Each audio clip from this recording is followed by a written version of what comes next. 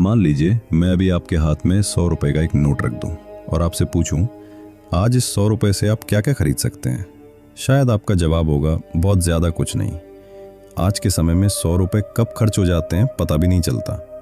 थोड़ी सी खरीदारी कीजिए, बाहर कुछ खा लीजिए या गाड़ी में पेट्रोल डलवा लीजिए, 100 रुपए देखते ही देखते ख़त्म हो जाते हैं। लेकिन एक समय ऐसा भी था जब यही 100 रुपए किसी परिवार के लिए मामूली रकम नहीं बल्कि एक बड़ी पूंजी हुआ करते थे। अब ज़रा कल्पना कीजिए, अगर हम यही 100 रुपए का नोट लेकर करीब 65 साल पीछे यानी 1960 के भारत में पहुंच जाएं, तो इस नोट की ताकत पूरी तरह बदल जाएगी। उस दौर में 100 रुपए सिर्फ जेब में रखा एक नोट नहीं था। कई परिवारों के लिए ये ऐसी रकम थी जिससे घर की ज़रूरी चीज़ें खरीदी जा सकती थीं, बच्चों की पढ़ाई का खर्च निकाला जा सकता था और कुछ पैसे भविष्य के लिए बचाए भी जा सकते थे। अब सवाल है, आखिर उस समय 100 रुपए में ऐसी क्या खास बात थी? एक छोटा सा नोट इतना कीमती कैसे हो सकता था? इसका जवाब उस दौर की कमाई, खर्च और चीज़ों की कीमतों में छिपा है। लेकिन सबसे दिलचस्प सवाल यह है, क्या 1960 के 100 रुपए की ताकत आज के 10,000 रुपए जितनी थी या उसकी असली कीमत इससे भी कहीं ज़्यादा थी? इसे समझने के लिए हमें लौटना होगा उस भारत में जहां कमाई भले ही कम थी लेकिन ज़रूरतें भी सीमित थीं और एक एक रुपए की कीमत सचमुच महसूस की जाती थी। नमस्कार दोस्तों, आप हिस्टोरिकल राज यूट्यूब चैनल देख रहे हैं। यदि हमारा वीडियो आपको पसंद आता है तो सब्सक्राइब करना ना भूलें। बात है साल 1960 की। भारत को आज़ाद हुए बहुत ज़्यादा समय नहीं बीता था। देश अपने पैरों पर खड़ा होने की कोशिश कर रहा था और धीरे धीरे विकास की नई राह पर आगे बढ़ रहा था। आज की तरह चौड़ी सड़कें, बड़ी बड़ी गाड़ियां और हर तरफ चमकती इमारतें आम नहीं थीं। गांवों में ज़्यादातर सड़कें कच्ची थीं, बैलगाड़ियां रोज़मर्रा की ज़िंदगी का हिस्सा थीं और शहरों में भी मोटर गाड़ियां गिनी चुनी दिखाई देती थीं। लोगों की ज़िंदगी आज के मुकाबले काफ़ी अलग थी। सुविधाएं कम थीं, साधन सीमित थे और ज़रूरतें भी छोटी थीं। लेकिन कम साधनों के बावजूद बहुत से परिवार अपनी जिंदगी खुशी और संतोष के साथ बिताते थे। आज लगभग हर हाथ में स्मार्टफोन है, लेकिन उस दौर में किसी घर में रेडियो होना भी बड़ी बात मानी जाती थी। शाम होते ही परिवार के लोग रेडियो के आसपास इकट्ठा होते। कोई समाचार सुनता, कोई गीत और कोई अपने पसंदीदा कार्यक्रम का इंतजार करता। रेडियो केवल मनोरंजन का साधन नहीं था, वो पूरे परिवार को एक जगह बैठाने वाली चीज भी था। टेलीविज़न उस समय आम भारतीय घरों का हिस्सा नहीं था और मोबाइल फ़ोन, इंटरनेट या सोशल मीडिया जैसी दुनिया की कल्पना करना भी मुश्किल था। फिर भी उस समय के लोगों के पास एक ऐसी चीज़ थी जिसकी कमी आज तमाम सुविधाओं के बीच भी कई लोगों को महसूस होती है। वो थी संतोष की भावना। कम में गुजारा करना, चीज़ों को लंबे समय तक संभाल कर रखना और रिश्तों को धन दौलत से ज़्यादा महत्व देना उस जीवन का हिस्सा था। और शायद यही कारण था कि 100 रुपए की अहमियत भी आज से बिल्कुल अलग थी। उस समय 100 रुपए सिर्फ खर्च करने की रकम नहीं थी, ये किसी परिवार के लिए सुरक्षा हो सकती थी, किसी ज़रूरत के समय सहारा हो सकती थी और कई लोगों के लिए बेहतर भविष्य की उम्मीद भी। आज किसी की महीने की तनख्वाह लाखों रुपए हो तो ये सुनकर हमें बहुत ज़्यादा आश्चर्य नहीं होता। लेकिन 1960 में हालात बिल्कुल अलग थे। उस समय एक सरकारी कर्मचारी की महीने की तनख्वाह करीब 100 रुपए से 300 रुपए के बीच हो सकती थी। सोचिए, जिस 100 रुपए को आज हम छोटी रकम मान लेते हैं, वही किसी व्यक्ति की पूरे महीने की कमाई का बड़ा हिस्सा हुआ करती थी। मजदूरों की स्थिति और भी अलग थी। कई मजदूर महीने भर मेहनत करने के बाद लगभग 40 से 70 रुपए तक कमा पाते थे। उनकी पूरी गृहस्थी उसी कमाई पर चलती थी। गांवों में किसान भी सीमित नकद आमदनी में अपने परिवार का खर्च संभालते थे। काम कठिन था, मेहनत ज्यादा थी, लेकिन बाजार में चीजों की कीमतें भी आज के मुकाबले बहुत कम थीं। यही वजह थी कि उस समय किसी के पास 100 रुपए होना छोटी बात नहीं मानी जाती थी। कई लोगों के लिए ये रकम आर्थिक मजबूती का एहसास देती थी। लेकिन अब कहानी का सबसे दिलचस्प हिस्सा शुरू होता है।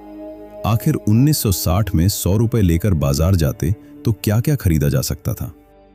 आज 100 रुपए लेकर बाजार जाइए और फिर सोचिए कि 1960 में यही रकम आपके हाथ में होती। दोनों समय का फर्क आपको हैरान कर सकता है। उस दौर में रोजमर्रा की कई चीजें आज की तुलना में बेहद सस्ती थीं। अनाज कम कीमत में मिल जाता था। दूध की कीमत भी आज की तुलना में बेहद कम थी। स्थान और परिस्थिति के अनुसार कुछ जगहों पर छोटी ज़मीन या प्लॉट कुछ 100 रुपये में मिल सकता था। आज जिन जगहों पर ज़मीन की कीमत लाखों या करोड़ों में पहुंच चुकी है, वहां कभी रकम का पैमाना बिल्कुल अलग हुआ करता था। लेकिन अब आते हैं उस चीज़ पर जिसकी कीमत समय के साथ सबसे ज़्यादा चर्चा में रही है, सोना। 1960 के आसपास 10 ग्राम सोने की कीमत करीब 100 रुपये से 120 रुपये के आसपास बताई जाती है। यानी जिस सोने के लिए आज बहुत बड़ी रकम खर्च करनी पड़ती है, उस दौर में 10 ग्राम सोना लगभग 100 रुपये के आसपास खरीदा जा सकता था। आज ये सुनना ही अविश्वसनीय लगता है, लेकिन यही हमें समझाता है कि 100 रुपये उस समय कितना महत्वपूर्ण हो सकता था। किसी के लिए वो महीने की कमाई थी, किसी के लिए घर की ज़रूरतों का सहारा, किसी के लिए साइकिल खरीदने का सपना और किसी के लिए भविष्य के लिए सोना खरीद कर रखने का मौका। इसलिए 100 रुपये को सिर्फ एक नोट कहना शायद उस दौर में उसकी अहमियत को कम करके आंकना होगा। वो सच में एक छोटी सी दौलत जैसा महसूस हो सकता था। लेकिन अब एक सवाल उठता है, अगर 1960 के 100 रुपये को आज की कीमत में बदल दिया जाए तो वो कितने रुपए होंगे? 5,000 रुपये, 10,000 रुपये, 15,000 रुपये या उससे भी ज़्यादा? इस सवाल का एक सीधा जवाब देना आसान नहीं है, क्योंकि पैसे की कीमत को मापने के कई तरीके हैं।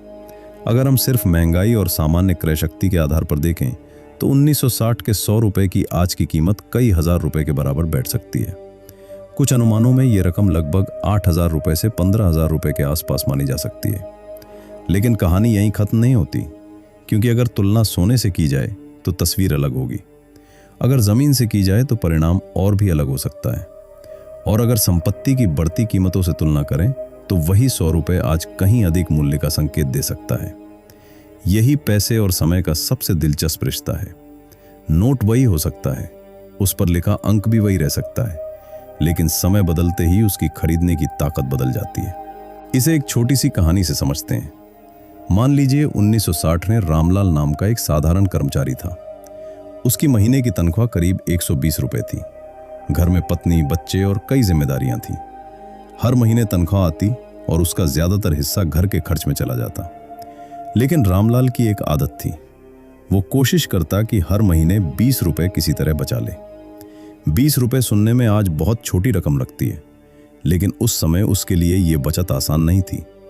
कभी किसी ज़रूरत को टालना पड़ता, कभी अपनी इच्छा छोड़नी पड़ती और कभी महीने के आखिरी दिनों में बहुत सोच समझकर खर्च करना पड़ता।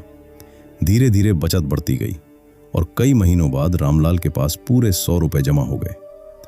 उस समय परिवार के लिए ये 100 रुपये सिर्फ 5 नोट या एक संख्या नहीं थे, ये उनकी मेहनत और बचत का परिणाम था। घर में खुशी थी। दोस्तों ने भी कहा, इन्हें संभाल कर रखना, ये पैसा सिर्फ आज के काम नहीं आएगा, आने वाला कल भी बेहतर बना सकता है। रामलाल ने उस रकम का इस्तेमाल सोच समझकर किया। कुछ पैसे बेटी की पढ़ाई पर खर्च किए, कुछ घर की ज़रूरतों और राशन में लगाए और बची हुई रकम से भविष्य के लिए थोड़ा सा सोना खरीद लिया। तब शायद उसे भी अंदाज़ा नहीं था कि समय के साथ उस छोटी सी खरीद की कीमत कितनी बदल जाएगी।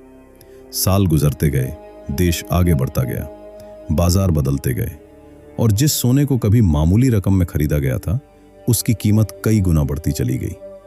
यही समय की ताकत है।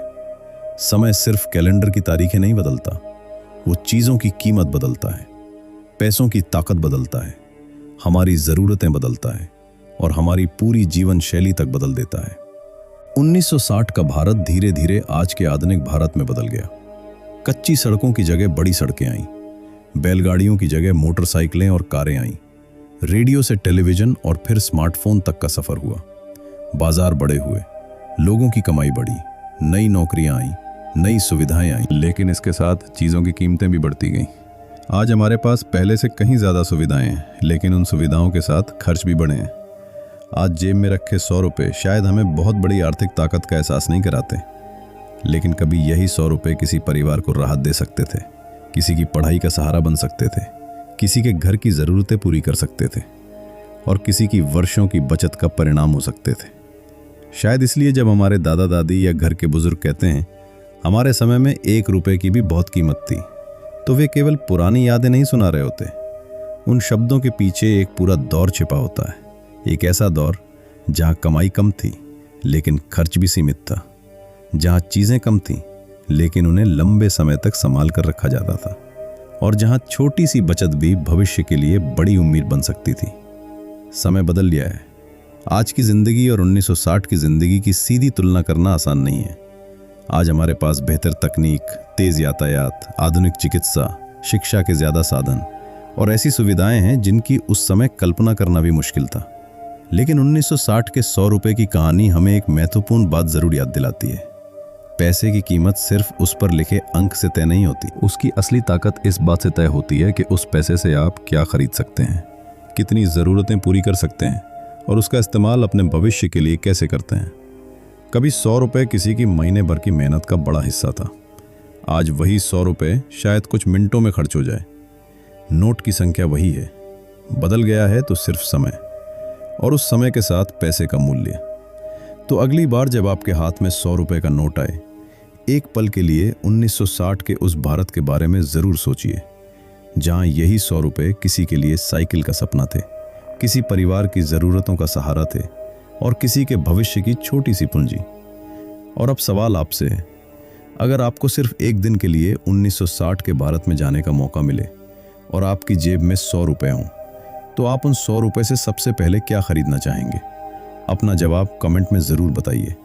और अगर आपको पुराने भारत, बदलते समय और इतिहास से जुड़ी ऐसी दिलचस्प कहानियाँ पसंद हैं, तो वीडियो को लाइक करें और चैनल को सब्सक्राइब ज़रूर करें, क्योंकि इतिहास सिर्फ बीते हुए समय की कहानी नहीं है। कभी कभी इतिहास हमें ये भी बताता है कि आज हमारे हाथ में मौजूद चीज़ों की असली कीमत क्या है। अगर आपको सिर्फ एक दिन के लिए 1960 के भारत में जाने का मौका मिले और आपकी जेब में 100 रुपये हों, तो आप उन 100 रुपये से सबसे पहले क्या खरीदना चाहेंगे? कमेंट में अपना जवाब ज़रूर बताइए। साथ ही अगला वीडियो आप किस ऐतिहासिक विषय पर देखना चाहते हैं, उसका नाम भी कमेंट में लिखिए। हो सकता है हमारा अगला वीडियो आपके बताए विषय पर ही हो। अगर आपको पुराने भारत की ऐसी अनसुनी कहानियाँ, रोचक ऐतिहासिक तथ्य और समय के साथ बदलते भारत का सफ़र पसंद है, तो वीडियो को लाइक करें और हिस्टोरिकल राज को सब्सक्राइब ज़रूर करें। हम फिर मिलेंगे इतिहास की एक और दिलचस्प कहानी के साथ। तब तक जुड़े रहिए हिस्टोरिकल राज के साथ, जहां इतिहास सिर्फ बताया नहीं जाता, उसे फिर से महसूस किया जाता है। वीडियो के अंत तक बनाने के लिए आपका बहुत बहुत धन्यवाद।